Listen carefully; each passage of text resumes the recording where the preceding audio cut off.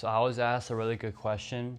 What's the best way to overcome laziness and what's my own personal experience with it? The way I got over my laziness is I ignored my feelings, because if you think emotionally, you're not going to think logically, because in the moment, who's really going to want to study for hours on end? Who's really going to want to work out and feel a lot of pain? Who's really going to want to run, have your heart rate at 190 and feel all that pain in the moment? Who's really going to want to do that emotionally, right? But logically, if you want to reach your goals, if you want to be EMT, you got to study for hours. If you want to run a good marathon time, you got to train for hours. If you want big muscles, you got to train for hours.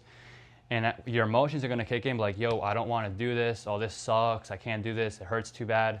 But logically, if you want the goal, you got to think logically like, in order to achieve my goal, I have to do this and that. And you have to ignore your emotions and think logically, right?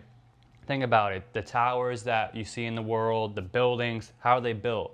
I'm sure all the men that built it, right, they were scared to do it. They had anxiety to be working on heights. They didn't want to work all them hours with no food in their stomachs. They want to be with their families, but they ignored their emotions, right, and did what they had to do. They had to do the work. They had to ignore their emotions, if that makes sense. Another thing, to be one of the best NBA players, LeBron James had to train hours on end. He had to stop going to parties. He had to avoid some family things to practice on his game, right? His emotions would kick in. Oh, I want to do this, I want to do that, but he had to put in the work. So the best way I got over my laziness is to not completely ignore your feelings, because it's good to feel your emotions, but don't always lean into your emotions, but think logically. And spiritually wise, getting over your laziness spiritually, think about it. God died for us on a cross, and you can't make time for Jesus Christ. When he was in pain on that cross for hours on end, he was on this earth for over 30 years. He didn't have to come here, but he loved us so much that he died on the cross for us, right? And you can't make time for Jesus Christ. He was on this earth. He didn't have to come here.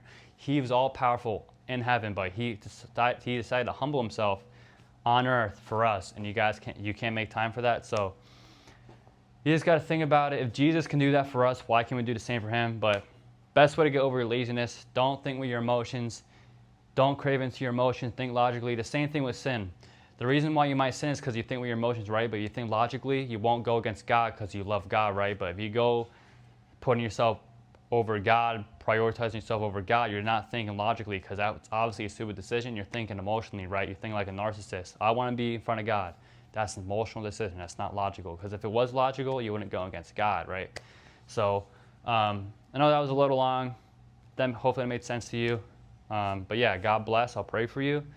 It's hard to get over laziness, but once you get over it, it's a beautiful thing, the things that you can achieve.